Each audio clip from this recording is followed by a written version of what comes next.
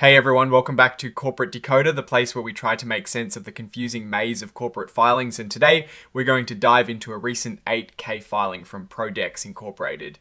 You know, the kind of report that can sometimes feel like reading a foreign language, but we're here to translate it into plain English for you. So what exactly is Pro-Dex Incorporated all about? Well, they're a bit of a niche player in the medical device world, focusing on robotic solutions for surgery and other advanced medical procedures. Think highly specialized technology for doctors and hospitals, and their latest report covers some pretty important happenings. First off, the company announced some new equity awards. Basically, they're giving out restricted shares of their stock to some top employees and even their board members.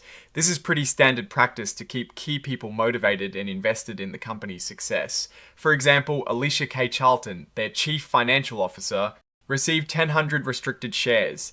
These shares will become fully hers over 5 years, meaning she has to stick around and keep doing a good job for Pro-Dex for that entire time to fully receive them.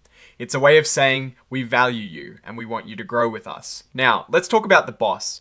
On the same day, the 20th of November 2025, Richard L. Van Kirk, the Chief Executive Officer, received a discretionary cash bonus. And how was that bonus calculated? It was based on the value of 1,000 shares of the company's common stock. Looking at what those shares were worth on the stock market that very day, the amount came out to $30,830, and it was paid out pretty quickly by the 26th of November.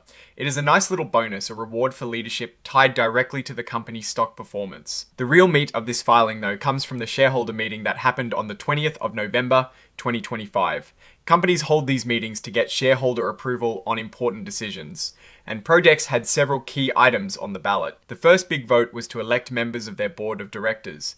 Now, electing a board is super important because these are the folks who make the big strategic decisions for the company. The filing shows us how shareholders voted for each candidate.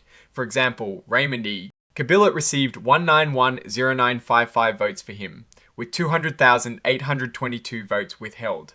It looks like most of the candidates were overwhelmingly elected, which signals that shareholders have confidence in the current leadership team. Richard L. Van Kirk, the CEO we mentioned earlier, got a whopping 21,03541 votes in favor of him. Next up, shareholders had to approve their independent auditors. This is like getting a stamp of approval from an outside neutral party that the company's financial reports are accurate and trustworthy. In this case, they ratified the appointment of Baker Tilly US LLP, with a huge majority of over 2.6 million votes in favor. Clearly, shareholders are comfortable with their choice of accountants. Then came a really interesting vote, often called a say on pay. This is where shareholders get to voice their opinion, though in a non-binding way, on how much the top executives are being paid. It is a way for shareholders to communicate their feelings about executive compensation without actually forcing management to change anything. Pro-Dex's shareholders voted overwhelmingly in favor of the executive compensation, with over 2 million votes for it. Following up on that, shareholders also voted on how often they should get to have this advisory say on pay. Should it be every year, every 2 years, or every 3 years? The shareholders decided they want to vote on executive compensation every year. This shows a desire for ongoing oversight and a chance to express their views annually. Finally, shareholders voted on extending Pro-Dex's 2016 Equity Incentive Compensation Plan. This plan outlines how the company can grant stock options and other equity awards to employees. By extending it for another 10 years, the company is ensuring it has a long-term framework for attracting and retaining talent through stock-based incentives. This proposal also passed with strong support, and that brings us to the end of the main report content. The rest is mostly formalities like the signatory pages and disclosures. The only exhibit listed is the interactive data file, which is basically the digital format of the report for easier machine reading. So let's zoom out and look at the bigger picture for Pro-Dex Incorporated. Based on this filing, the company seems to be in a stable phase, focusing on good governance and employee incentives. The strong shareholder votes on director elections, auditor ratification, and executive compensation suggest a good level of trust between management and its investors.